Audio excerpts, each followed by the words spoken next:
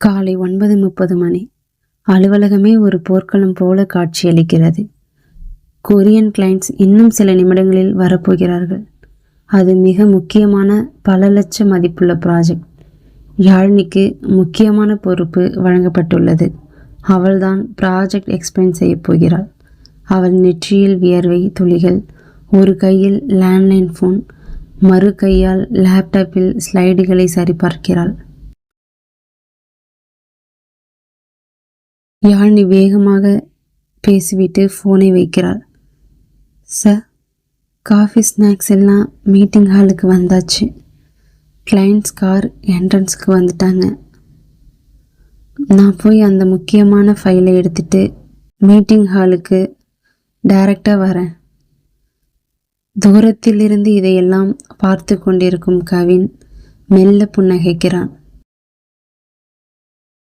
ஆனால் அவள் காலையிலிருந்து ஒரு வாய் தண்ணீர் கூட குடிக்காமல் அலைவதை பார்த்து அவன் மனம் பதறுகிறது.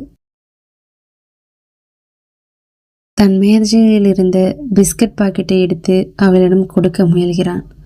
ஆனால் அவள் அதற்குள் மின்னல் வேகத்தில் தன் இருக்கையை நோக்கி ஓடுகிறாள்.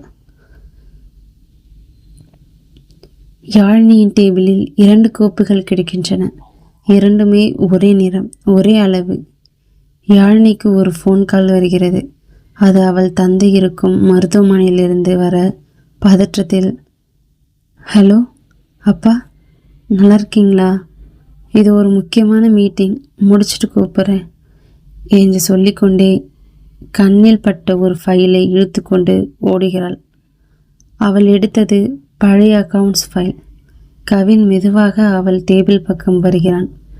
அங்கு கிடக்கும் மற்றொரு நீல நிற ஃபைலை தற்செயலாக பார்க்கிறான். அதன் மேல் கான்ஃபிடென்டல் குளோபல் ப்ராஜெக்ட் 2026 என்று எழுதப்பட்டிருந்ததை பார்த்ததும் அவன் இதயம் ஒரு நிமிடம் நின்று துடிக்கிறது. கவின் பதற்றத்துடன் தனக்குள், ஐயோ யாழ்னி, என்ன காரியம் பண்ணி வச்சிருக்க? மெயின் ஃபைல் இங்கேயே கிடைக்குதே. இப்போ மீட்டிங் ஹாலில் அவள் என்ன பண்ணுவா?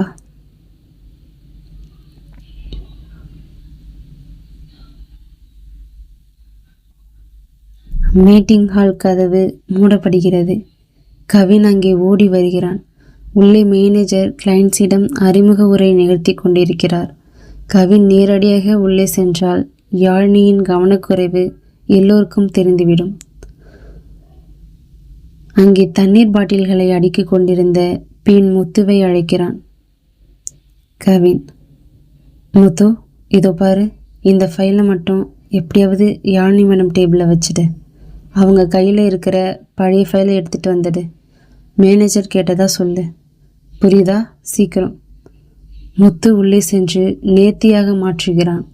யாழினி அப்போது கிளைண்ட்ஸை வரவேற்று குனிந்து வணக்கம் சொல்லி கொண்டிருப்பதால் அவள் கையில் இருந்த ஃபைல் மாறியதை அவள் உணரவே இல்லை. மேனேஜர் சைகை காட்ட யாழினி பிரசன்டேஷன் கொடுக்க மேடைக்கு வருகிறாள். கையில் இருக்கும் ஃபைலை திறக்கப் போகிறாள். அப்போதுதான் அவள் கவனித்தாள். அவள் அந்த ஃபைலில் அடையாளத்திற்காக வைத்திருந்த மயில் தொகை புக்மார்க் அதில் இல்லை. அவள் முகம் சட்டென வெளுத்து போகிறது. தப்பான ஃபைலை எடுத்துட்டு வந்துட்டோமா?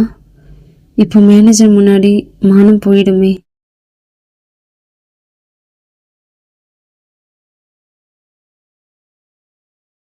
ஐஏஎஸ் ஆகணும்னு கனவு காண்ற எனக்கு ஒரு ஃபைலை கூட ஒழுங்காக எடுத்துட்டு தெரியாதா என்று அவள் உள்ளம் கதறுகிறது. கண்களை இறுக மூடி, கடவுளே காப்பாத்து என வேண்டிக் கொண்டு ஃபைலை திறக்கிறாள். அங்கே அவள் தேடிய அதே ஒரிஜினல் ஃபைல். அவளுக்கு தன் கண்களை நம்ப முடியவில்லை. ஒரு நிமிடம் திகைத்து நின்றவள் சட்டென சுதாரித்து கொண்டு கிளைண்ட்ஸ் வியக்கும் வண்ணம் மிக நேர்த்தியாக பேசி முடிக்கிறாள். மீட்டிங் முடிந்து சக்சஸ் என்று மேனேஜர் பாராட்டிவிட்டு செல்கிறார். யாழ்னிக்கு இன்னும் அந்த அதிர்ச்சி விலகவில்லை. ஃபைலை திருப்பி பார்க்கிறாள். கடைசி பக்கத்தில் ஒரு மஞ்சள் நிற ஸ்டிக்கி நோட் ஒட்டப்பட்டிருக்கிறது. யாழ்னி, பயப்படாத, உன் கனவுக்கு தடையா எந்த சின்ன தவறும் வர நான் விட மாட்டேன். மீட்டிங்கில் நீ பேசுனது செமமாஸ். இப்போ போய் முதல்ல சாப்பிடு. உன் கவின். யாழினிக்கு நெஞ்சு வெம்முகிறது. நேராக கவின் கேபினுக்கு செல்கிறாள். கவின் அங்கே ஒரு ஃபைலை பார்த்து கொண்டிருப்பது போல நடிக்கிறான். யாழினி. கவின், நீங்கள் பண்ண இந்த உதவி என் உயிரை காப்பாற்றிருக்கு. நான் எவ்வளவு பெரிய தப்பு பண்ணேன்னு எனக்கு மட்டும்தான் தெரியும்.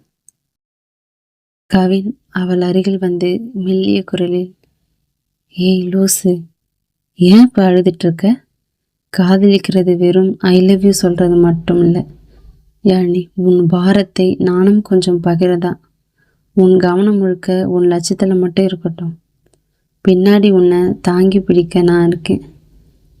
இருவரும் ஒருவரை ஒருவர் ஆழமாக பார்க்கிறார்கள். அலுவலகத்தின் அந்த பரபரப்பான சூழலிலும் அவர்களின் மௌனம் 1000 கதைகளை பேசுகிறது. யாழினி மனதுக்குள், இவன் இருக்கும் வரை எனக்கு ஏது கவலை? தோள் கொடுக்க ஒரு காதலன் இருந்தால் எந்த போராட்டமும் ஒரு அழகான பயணம்தான். இந்த தருணம் கவின் மற்றும் யாழினியின் காதலை அடுத்த கட்டத்திற்கு எடுத்து செல்கிறது. இந்த கதையின் அடுத்த திருப்பம் என்னவாக இருக்கும்? உங்களுக்கு ஒரு கேள்வி. கவின் செய்த இந்த செயல் சரியா, அல்லது யாழினி தன் தவறை தானே உணர்ந்து திருத்திக் கொள்ள விட்டிருக்க வேண்டுமா? உங்கள் கருத்துக்களை கமெண்ட் பாக்ஸில் தெரிவிக்கவும். இந்த கதையை தொடர்ந்து கேட்க நமது அவள் கீதம் சேனலை சப்ஸ்கிரைப் செய்து எங்களுடன் இணைந்திருங்கள். நன்றி.